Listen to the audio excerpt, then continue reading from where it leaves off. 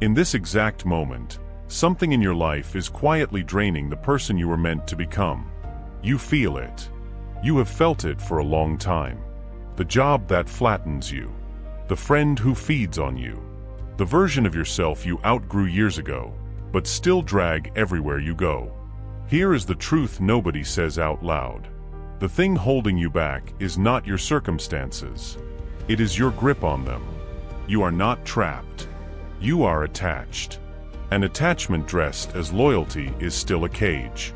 Stop carrying what is already killing you. So ask yourself one honest question. What if walking away was the bravest thing you could ever do? Chapter 1. The weight you refuse to drop.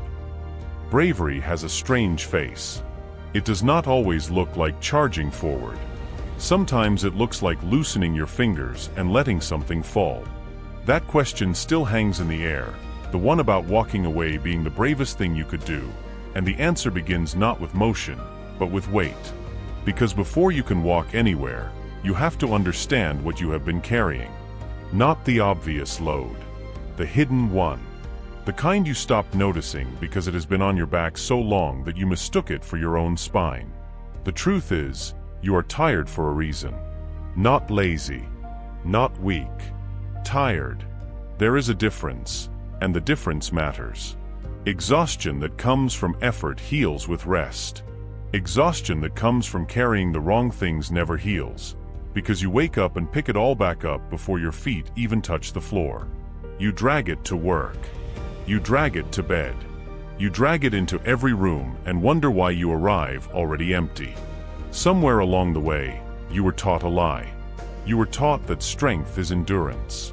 That the strong one is the one who holds on the longest, who never complains, who carries more than anyone else, and calls it character. So you held on. You held on to the relationship that drains you. You held on to the dead-end job that flattens you. You held on to an old identity that died years ago, and you have been performing it ever since, like an actor who refuses to leave the stage after the lights go out. Put it down. Most people react. You choose. That single distinction is the entire foundation of this book. The crowd carries whatever life hands them, by reflex, by habit, by fear of what others will say. They never stop to ask whether the weight is even theirs. But you are not the crowd. You are here listening, which means a part of you already suspects the truth. That strength was never about how much you can carry. Strength is knowing what to set down. Count it. Right now, in your mind, count the things you are dragging. The grudge you have rehearsed 1,000 times.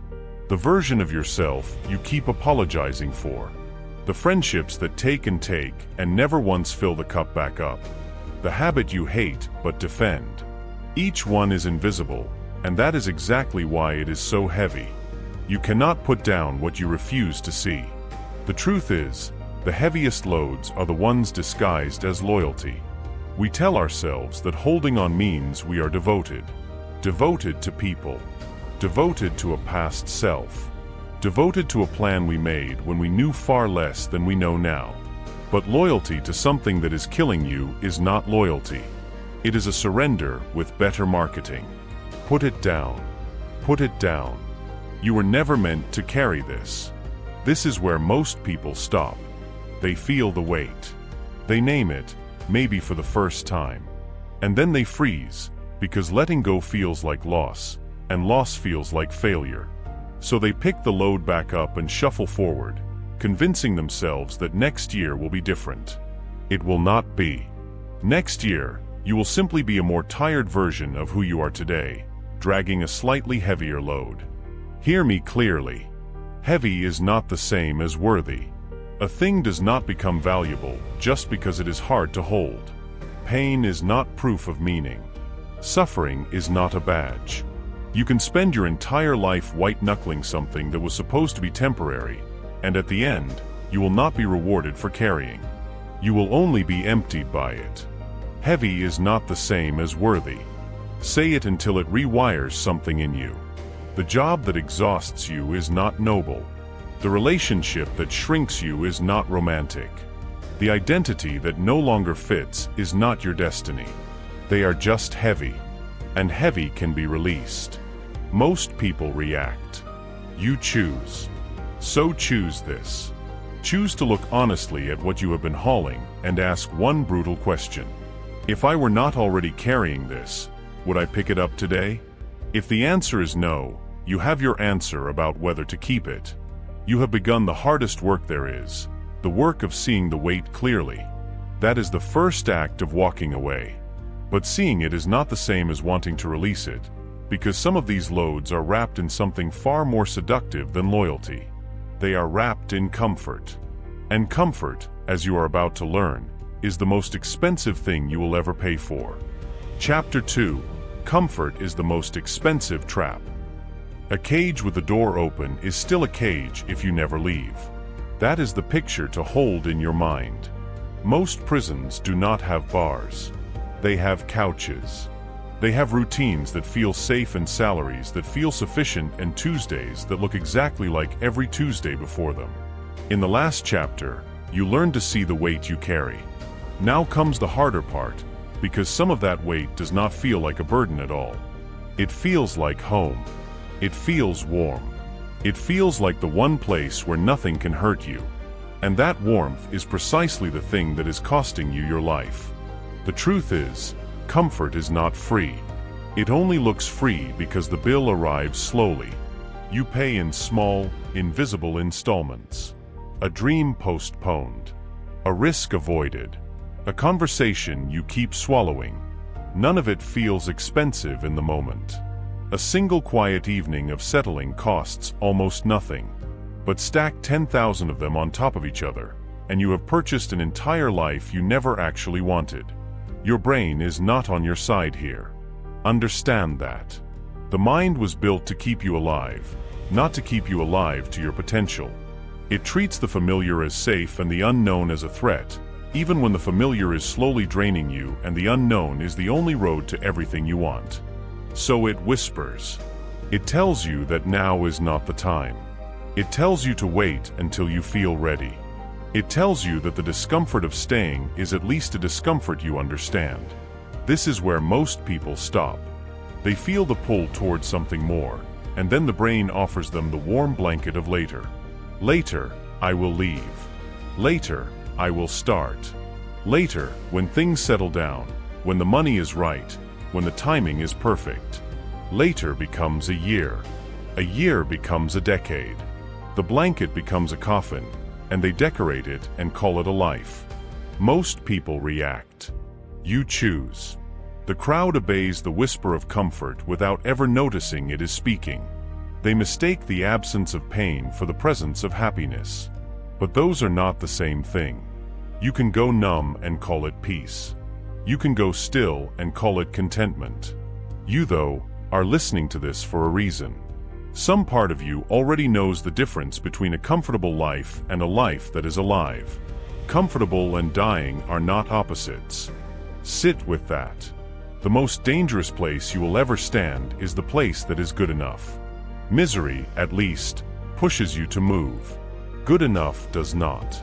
Good enough holds you gently by the wrist and asks why you would ever risk what you already have.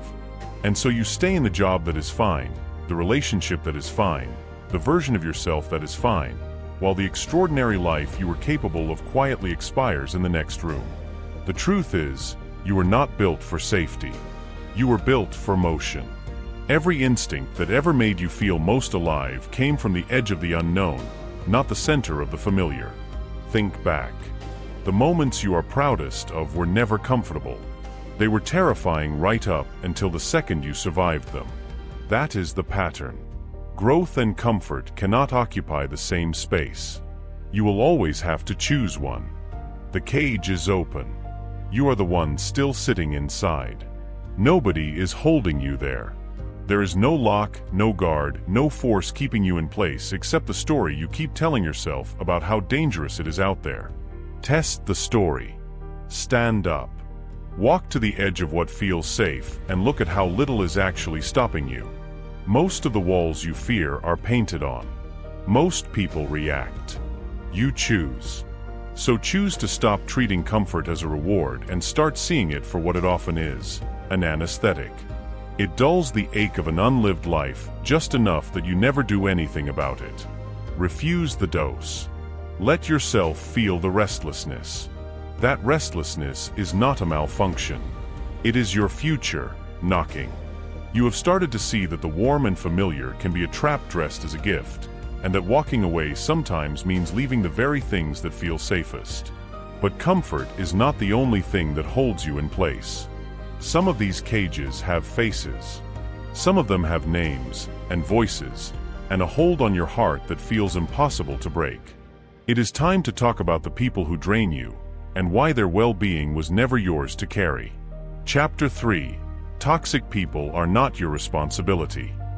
Some cages are built from love, or at least from something that learned to imitate it. That is what makes them so hard to leave. A wall you can walk away from. A voice you have known for years is a different kind of prison. The last chapter ended with a hard idea, that some of the things holding you in place have faces and names and a grip on your heart. Now we look straight at them. Not strangers. Not enemies. The people closest to you, the ones whose disappointment can still bend your entire spine. Because the heaviest weight a person ever carries is rarely a thing. It is usually someone. The truth is, you were trained for this. Somewhere early, you learned that being good meant being available. That love meant absorbing whatever someone handed you and never handing it back. So you became the fixer, the peacemaker, the one who could be counted on to stay calm while everyone else fell apart. And the people who benefited from that arrangement made very sure you never questioned it. Here is what nobody told you. You can love someone and still not be responsible for them. Those are two separate things. Their moods are not your emergency. Their choices are not your assignment. Their refusal to grow is not a problem you were placed on this earth to solve. You have been carrying entire human beings on your back, calling it loyalty, and wondering why your own legs gave out. Put it down. You are allowed to leave. This is where most people stop. They feel the drain. They know exactly who in their life takes and never refills the cup. And then guilt arrives, right on schedule, and convinces them that walking away would make them the villain. So they stay. They keep answering the calls. They keep shrinking themselves to fit inside relationships that were never built for two whole people, only one taker and one giver.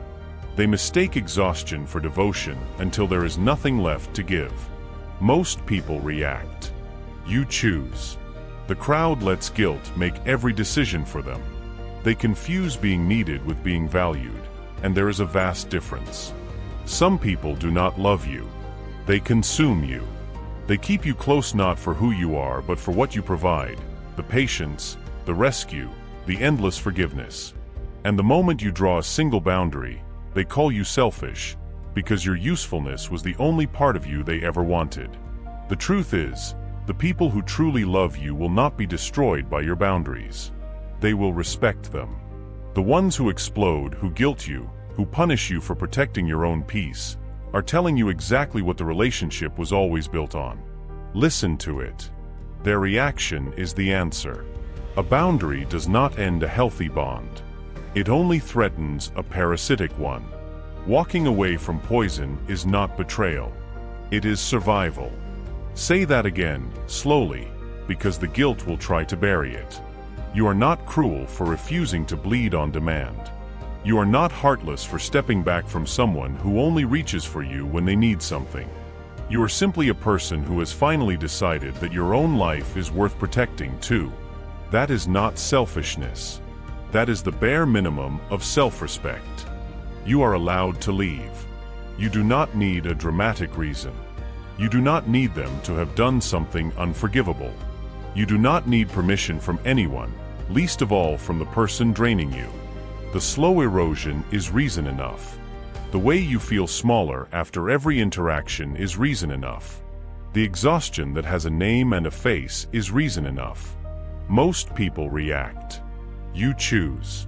So choose to stop auditioning for the approval of people who were never going to give it freely.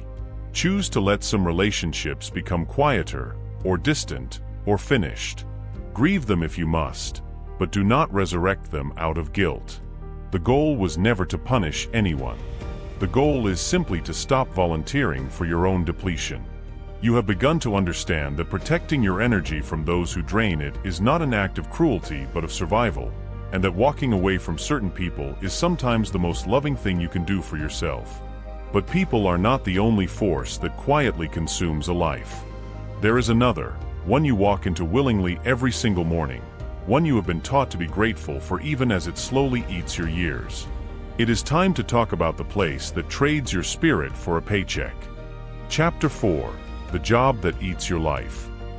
A slow trade is still a trade. That is what nobody calls by name. You hand over your mornings, your energy, your sharpest hours, and in return, you receive just enough to come back and do it again. The last chapter taught you that certain people quietly consume you. Now meet the other great devourer, the one you walk into willingly, the one you were taught to thank. It does not shout. It does not look like a thief. It looks responsible. It looks like the adult thing to do. And that is exactly how it takes so much from so many before they ever notice it is gone. The truth is, a paycheck that costs you your spirit is not security. It only wears the security costume. Real security is not a number that keeps you tethered to a place that flattens you. It is the freedom to wake up without dread sitting on your chest. You have been sold a definition of safety that requires you to slowly disappear, and you have been paying for it with the only currency that never comes back: your time. Count the cost honestly. Not in money. In life. The Sunday nights are already ruined by Monday. The version of you that goes quiet the moment you badge in. The ideas you stopped having because no one there wanted them. The body that aches from sitting in a life that does not fit. You measured this job by its salary. Measure it now by what it takes, and the math changes completely. This is where most people stop. They feel the dread. They know the work is hollowing them out. And then a single thought freezes them in place. I cannot afford to leave. So they stay year after year, telling themselves the timing is wrong, the market is bad, the risk is too high. They wait for a perfect moment that the world has no intention of ever delivering. Most people react. You choose. The crowd accepts that work is supposed to feel like this, that exhaustion is the price of being a responsible adult, that dreams are for people with less to lose.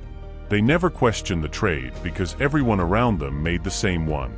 But you are listening for a reason. Some part of you already knows the difference between earning a living and slowly forfeiting one. The truth is, the thing you cannot afford is not leaving. It is staying. You think the risk is in the leap. The real risk is in standing still, in giving another decade to something that gives you nothing back but a slightly larger number and a slightly emptier you. The fear you feel about walking away is loud. But it is smaller than the regret you are quietly building, brick by brick, every day you stay. Your time is not infinite. Let that land with the weight it deserves. You are spending the one resource you can never earn back, and you are spending it on someone else's vision while your own collects dust. A job should fund your life, not replace it. The moment the work becomes the whole life, the trade has gone wrong, and no salary is high enough to make that math work in your favor. Most people react. You choose. So choose to stop treating the dread as normal. Choose to look at the trade in daylight and ask whether you would sign this contract today, knowing what it costs. If the answer is no, you have already begun to leave, even if your feet have not moved yet. Walking away from a place that eats your life is not recklessness. It is the refusal to be consumed in installments. You have started to see that no paycheck is worth the slow surrender of your spirit, and that your time is the one thing too precious to keep trading for survival alone. But leaving a job is rarely just about the job. It is about who you become when the title is gone, the role you played, the self you built around the work. Because sometimes the heaviest thing to walk away from is not a place or a person. It is a version of yourself you have outgrown. Chapter 5. Killing the Old Identity. Ghosts do not always belong to the dead. Some of them are versions of us that refuse to stop haunting the present. The last chapter ended at a doorway, The moment you realize that walking away from work means facing who you are without it. Now we cross that threshold and meet the hardest thing you will ever release. Not a habit. Not a person. Not a place. Yourself. Or rather, the self you used to be, the one you keep defending long after it stopped being true. The truth is, you are loyal to a person who no longer exists. You built an identity years ago from the materials you had at the time, the wounds, the praise, the fears, the labels other people handed you. And then you kept defending that identity as if your life depended on it, even as it quietly became the very thing standing between you and your future. Who you were is not a contract. It was a chapter. Notice how often you say it. This is just how I am. I have always been like this. I am not the kind of person who. Every one of those sentences is a wall, and you built it yourself. You speak about your own identity as if it were carved in stone, when the truth is it was only ever written in pencil. You confused a description of your past with a prophecy of your future. This is where most people stop. They sense they have outgrown who they used to be, and the recognition terrifies them. Because if the old self goes, who are they? So they cling. They keep performing the old role long after the meaning has drained out of it, like an actor still on stage after the audience has gone home, repeating lines to an empty theater because at least the lines are familiar. Most people react. You choose. The crowd lets the past define the limits of the future. They treat identity as a fixed thing they were handed at birth, rather than a story they are actively writing with every choice. But you are different. The fact that you feel the friction, the sense that the old skin no longer fits, means a newer self is already pressing to get out. The truth is, growth always feels like a small death. You cannot become someone new without grieving who you were. That grief is real, and it is allowed. But do not let it talk you into staying. The discomfort of becoming is not a warning. It is the feeling of a life expanding past its old borders. You are not losing yourself. You are finally meeting the self that was always underneath. That person is gone. Let them go. The one who needed everyone's approval. The one who shrank to keep the peace. The one who believed the labels. Thank them even for getting you this far. Then release them. You are not betraying your past by outgrowing it. You are honoring it by refusing to let it become a cage. Most people react. You choose. So choose to hold your identity loosely. Choose to let yourself change in ways that confuse the people who only knew the old you. They may resist it. They liked the version of you that was easy to predict. But you were never put here to stay convenient. You were put here to grow. You have begun to understand that the bravest act of walking away is sometimes walking away from a version of yourself, and that who you were was never meant to be a life sentence. But the old identity does not vanish quietly. It leaves behind tracks, deep grooves worn into your daily life, automatic behaviors you reach for without thinking. They are the residue of the person you used to be. And some of them you despise even as you repeat them. It is time to face the patterns you hate but cannot seem to stop. Chapter 6. The habits you hate but cannot stop. Willpower is the most overrated tool in the human toolbox. People swing it like a hammer at the same wall for years, then call themselves weak when the wall does not move. The last chapter ended with the old self leaving tracks behind, deep grooves worn into your days, automatic behaviors you reach for without thinking. Now we follow those tracks all the way down to the habit you despise, the one you have promised to quit 100 times, the one that makes you feel like a stranger in your own life every time you do it again. The truth is, you have been fighting the wrong enemy. You keep attacking the behavior itself, the scrolling, the drinking, the eating, the avoiding, the numbing, whatever your particular chain happens to be. And every time you white-knuckle your way through a few days of resistance, the habit comes roaring back, stronger than before. That is not because you are weak. It is because you have been pulling weeds while ignoring the root. Every habit you hate is doing a job. Sit with that. It is solving a problem you have refused to look at directly. The behavior is not random. It is medication. It numbs a loneliness, quiets an anxiety, fills an emptiness, soothes a wound you have never let anyone see, including yourself. You do not reach for it because you are broken. You reach for it because, in some twisted way, it works. It gives you relief, just enough, just long enough. The habit is a symptom, not the sickness. This is where most people stop. They identify the behavior they hate, declare war on it, and then drown in shame the moment they slip. And here is the cruelty of it. The shame itself becomes the trigger. You feel disgusted with yourself. That disgust opens the very emptiness the habit was numbing, and so you reach for the habit again to escape the feeling the habit created. Round and round. A cage that feeds itself. Most people react. You choose. The crowd treats their habits as proof of their failure, as evidence that something is fundamentally wrong with them. So they punish themselves harder, believing that enough self-hatred will eventually force a change. It never does. Cruelty has never healed a single human being. But you are listening for a reason. You are ready to try something the crowd is too proud to attempt. Understanding instead of war. The truth is, you cannot hate yourself into lasting change. You can scare yourself for a few days. You can shame yourself into a temporary streak. But the moment life gets heavy again, the old wound reopens, and the habit walks right back in to do the job it was always hired for. The only thing that ever truly dismantles a habit is removing its reason to exist. Heal the wound, and the habit loses its job. That is the entire secret, and it is so simple that people refuse to believe it. Ask the behavior what it is protecting you from. Ask what feeling shows up right before you reach for it. Ask what you would have to feel if you did not have it to hide behind. The answers will not be comfortable. But inside those answers is the actual sickness, the thing that has been driving the symptom all along. The habit is a symptom, not the sickness.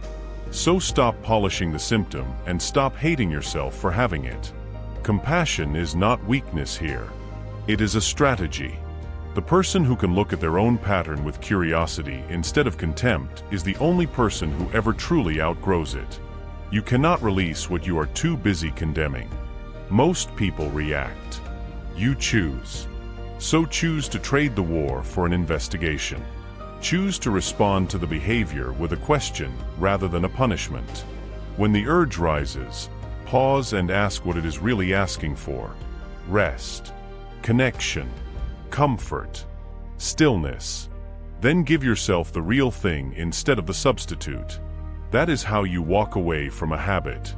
Not by force, but by making it unnecessary. You have begun to understand that the patterns you hate are not your true enemy, only the smoke from a fire you have refused to face, and that compassion, not cruelty, is the tool that finally sets you free. But here is what no one warns you about. As you release these things, the people, the comfort, the old self, the habits that numbed you, you will not feel instant triumph. You will feel loss. You will feel an ache that catches you off guard. And you must understand that ache, or it will pull you straight back. It is time to talk about the price every transformation demands. Chapter 7. Grief is the price of growth. There is a particular silence that follows letting go. It is not peace. Not yet. It is the strange, hollow quiet of a space where something once lived. The last chapter ended with a warning that releasing the things that once numbed you would not feel like victory, but like loss. Now we walk straight into that loss, because if you do not understand it, it will undo everything you have built. This is the moment that sends most people running backward, into the arms of the very things they swore they were done with. The truth is, nobody warned you that doing the right thing could hurt this much. You imagined that the day you finally walked away would feel like freedom, like sunlight, like a weight lifting off your chest. And sometimes it does. But often it feels like mourning. You feel the absence of the person you cut off. You miss the comfort you abandoned. You ache for the old self you buried, even though you know exactly why you buried it. And that ache makes you wonder if you made a terrible mistake. You did not make a mistake. Hear that clearly. The pain of letting go is not evidence that you chose wrong. It is evidence that the thing mattered. You do not grieve what was meaningless. You grieve what once held weight in your life, even the things that eventually turned heavy and harmful. The grief is not a verdict. It is a receipt. Proof that something real is ending, and that you chose yourself anyway. Grieve it, then grow past it. This is where most people stop. They feel the sorrow rise, this unexpected wave of longing for what they released, and they mistake it for a sign. They tell themselves that if leaving hurts this badly, then maybe it was wrong to leave. So they turn around. They text the person back. They return to the comfort. They resurrect the old self. They trade a temporary pain for a permanent one, and they call it relief. Most people react. You choose. The crowd runs from grief as if it were an enemy, anything to make the ache stop, even crawling back into the cage they just escaped. They cannot tell the difference between pain that destroys and pain that heals. But you can. You are listening for a reason. You already sense that some sorrow is not a wall blocking your path. It is the path. The truth is, grief is not a detour around growth. It is the toll you pay to cross into it. Every meaningful transformation in human life is preceded by a loss, by a letting go, by a small funeral for who you used to be and what you used to cling to. There is no version of becoming new that does not require grieving the old. Anyone who tells you transformation is painless is selling you a fantasy that will leave you stuck. Sadness is not a stop sign. It is the doorway. Walk through it. Let yourself actually feel the loss instead of numbing it or fleeing it. Cry for what is gone if you need to. Sit in the empty space. Acknowledge that something ended and that endings deserve to be honored. The grief you feel fully passes through you. The grief that is avoided waits and pulls you backward when you least expect it. Grieve it, then grow past it. Both halves of that sentence matter. You are allowed to mourn. You are not allowed to move back in. Feel the sadness completely, and then keep walking. The pain is a passage, not a permanent residence. Those who let themselves grieve cleanly arrive on the other side lighter. Those who refuse to grieve carry the unfelt sorrow forever. Most people react.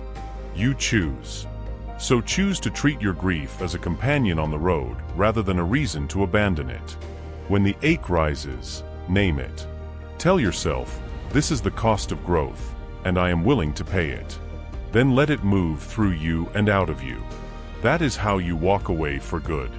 Not by feeling nothing, but by feeling it all and refusing to turn around.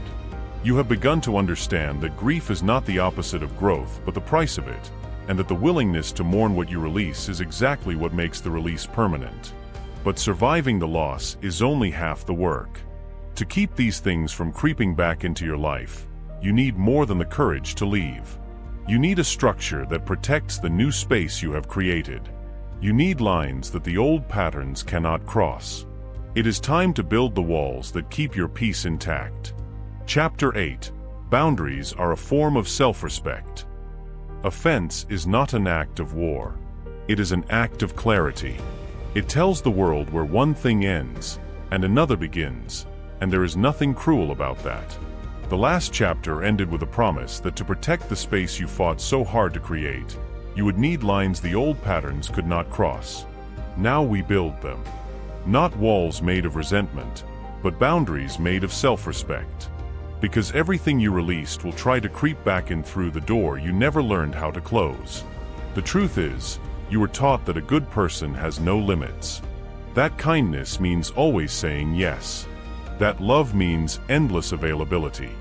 So you learn to bend, to accommodate, to swallow your own needs to keep everyone around you comfortable.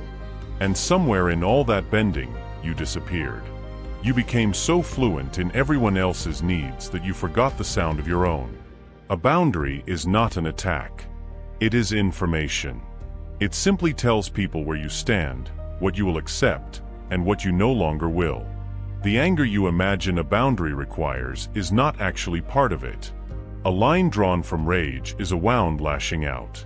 A line drawn from self-respect is calm, clear, and unbothered by whether others approve. You do not have to justify it. You only have to hold it. No is a complete sentence. This is where most people stop. They know exactly where their limits should be. They feel the resentment building every time someone crosses a line they never spoke aloud. And yet, when the moment comes, they go quiet. They say yes when they mean no. They explain, they apologize. They soften the truth into something so small it disappears. And then they wonder why nothing ever changes. Most people react. You choose. The crowd believes that silence keeps the peace, when in reality, silence only signs a new contract for more of the same. Every time you tolerate what drains you, you teach the world that draining you is allowed. You become the architect of your own depletion. But you are different. You are learning that the most loving thing you can do for yourself and even for others is to be honest about where the line lives. The truth is, you teach people how to treat you. Not with your words, but with what you permit. Every unspoken limit, every swallowed objection, every yes that should have been a no, becomes a lesson others learn quickly. They are not always villains for crossing a line you never drew. But once you draw it, their response tells you everything. The ones who respect you will respect the line. Those who fought it were benefiting from its absence. Your peace is not negotiable, and your standards are not cruel. Say it until the guilt loosens its grip. You are allowed to want what you want. You are allowed to protect your time, your energy, and your quiet. Holding a standard does not make you difficult. It makes you someone who finally values the life you are building. The people meant to stay will rise to meet it. The people meant to go will reveal themselves. No is a complete sentence. It does not require a paragraph of apology stapled to the end. It does not need a doctor's note, a long defense, or a softening smile. The moment you can say it cleanly, without flinching, without backpedaling, you have reclaimed something most people surrender for their entire lives: the right to govern your own existence. Most people react. You choose. So choose to speak the limit out loud before the resentment ever has the chance to build. Choose to let your no be calm and final. Choose to stop teaching people that your peace is up for negotiation. A boundary is not the end of love. It is the structure that lets real love survive.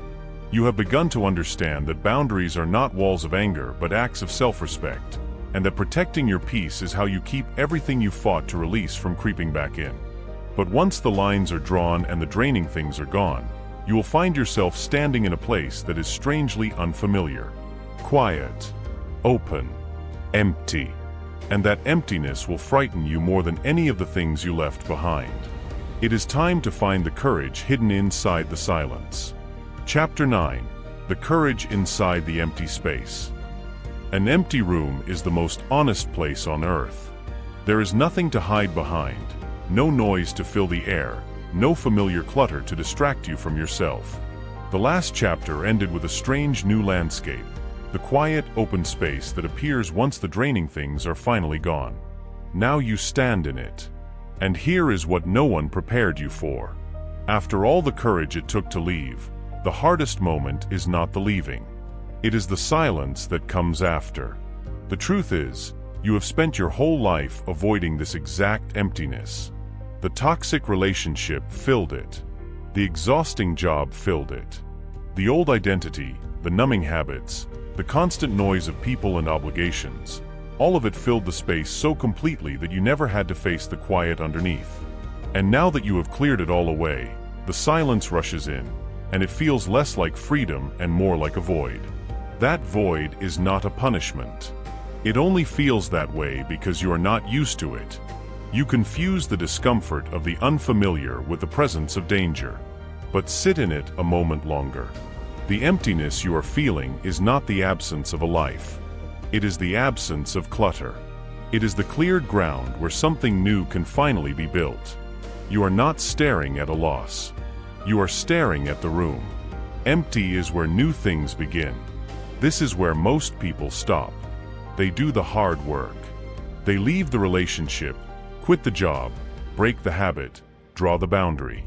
And then the silence arrives, and it terrifies them so completely that they rush to fill it with anything. A new relationship that looks just like the old one. A new job with the same chains. A new distraction to numb the quiet.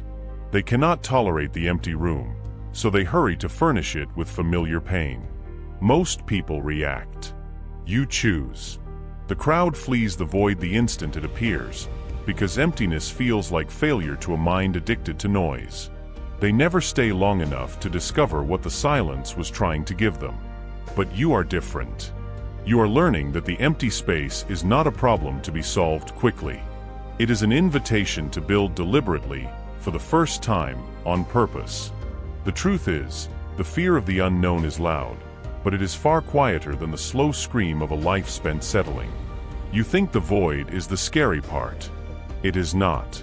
The genuinely terrifying thing is the life you would have lived if you had never walked away, the years dissolving into a comfortable nothing, the dreams quietly expiring while you told yourself you were fine.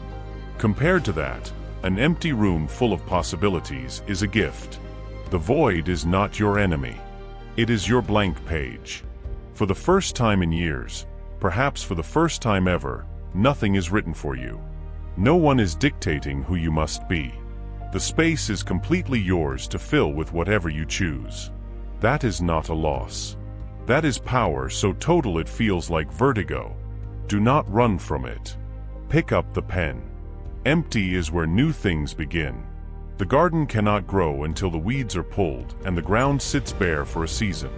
The masterpiece cannot appear until the canvas is blank. Every new thing you will ever build requires exactly this, a cleared and open space waiting. You have created that space through sheer courage. Now, I have the deeper courage to sit in it without filling it with the first familiar thing that comes knocking. Most people react. You choose. So choose to stay in the quiet a little longer than is comfortable. Choose to resist the urge to fill the silence with old noise. Listen to what the emptiness is telling you about who you actually are when nothing is draining you. That voice, the one you can finally hear, is the architect of everything you are about to become. You have begun to understand that the empty space after you walk away is not a void to fear but a blank page to build upon, and that the courage to sit in the silence is what separates a true transformation from a temporary escape. But the page does not stay blank forever. Slowly, deliberately, you begin to fill it, and as you do, something remarkable happens. You stop being the person who left. You become someone entirely new, forged by every door you ever closed. It is time to meet that person. Chapter 10. Becoming the person who walked away. A scar is just proof that you survived the wound. It is not a flaw in the skin. It is the record of a battle you lived through. And by now you carry a few of them, the marks of everything you released, every person you let go, every version of yourself you buried so a truer one could rise. The last chapter ended with a blank page slowly filling as someone new emerged. Now we arrive at the destination that was never really about leaving at all. It was always about who you would become. The truth is, the goal was never just to walk away. Leaving was only the doorway. The real transformation is standing on the other side of it, in a person who no longer needs the things that once defined them. You did not just quit a job, end a relationship, or break a habit. You became someone for whom those things are no longer necessary. That is the difference between escaping and evolving. Anyone can run. Few people are rebuilt. Look back at the road behind you. Every door you closed was never just a rejection of something. It was a decision about who you refused to remain. When you walked away from the relationship that drained you, you decided you would no longer be a person who bleeds for people who would not bleed for you. When you left the job, you decided your time was worth more than a slow surrender. Each departure was a vote, cast for a new identity, one small act of courage at a time. You walked away, and you survived. This is where most people stop. They make the changes, and then they wait to feel finished, to feel like they have arrived at some final polished version of themselves. And when that feeling does not come, when they realize the work is ongoing, they doubt whether they have changed at all. They look for a finish line that does not exist, and in the looking, they forget to notice how far they have already come. Most people react. You choose. The The crowd believes transformation is a single dramatic moment, a before and an after. But you have learned the deeper truth. You were not rebuilt in one grand gesture. You were rebuilt in 1,000 small refusals, 1,000 quiet choices to set down the weight, to honor the boundary, to sit in the silence, to grieve and grow anyway. You are not the person who started this book. That alone is everything. The truth is, you did not lose anything that was truly yours. Everything you walked away from was something that had attached itself to you, something you mistook for part of you. The toxic loyalty, the comfortable cage, the dead identity. None of it was ever the real you. It was sediment, layered over the person you actually are. And in walking away, you did not strip yourself down to nothing. You uncovered what was always underneath. You did not lose yourself. You finally found yourself. Read that slowly, because the world will try to tell you the opposite. It will say you changed too much, that you became cold, that you abandoned who you used to be. Let them say it. They are describing a person who no longer exists, and confusing your growth for your loss. You know better. You feel it in the lightness of a life you are no longer dragging. You walked away, and you survived. More than survived. You became. The person standing here now, the one who can set things down, who can hold a boundary, who can sit in silence without flinching, who can grieve and keep walking, that person was forged by every hard goodbye. You did not break.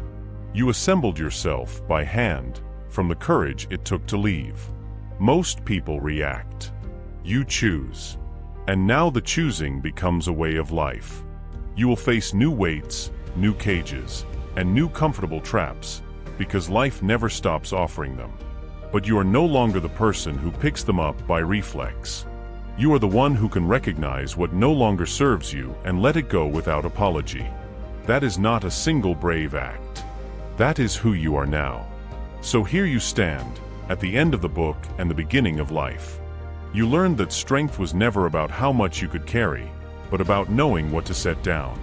You learned that walking away was never a weakness. It was the bravest thing you have ever done. And the only question that remains is the one you must answer alone. What are you still holding that is quietly destroying you? Name it. Face it. And then finally walk away, and become the person who was strong enough to leave. So here is everything, all at once, with nothing softened. You were carrying weight that was never yours to hold. You called it loyalty, but it was fear. You called it comfort, but it was a cage. You stayed with people who drained you, in jobs that flattened you, inside an old identity that died years ago, repeating habits you hated because they numbed a wound you refused to face. And then you learned the truth. The thing holding you back was never your circumstances. It was your grip on them. You learned that letting go would hurt, and you let go anyway. You learned that boundaries are self-respect, that no is a complete sentence, that the empty space after you leave is not a loss but room to build. You learned that walking away was never a weakness. It was the bravest thing you have ever done. Now the only question left is yours to answer. What are you still holding that is quietly destroying you? Name it. Face it. And then finally walk away. Do not wait for tomorrow. Tomorrow has already broken too many promises. Drop the weight today, and become the person who was strong enough to leave.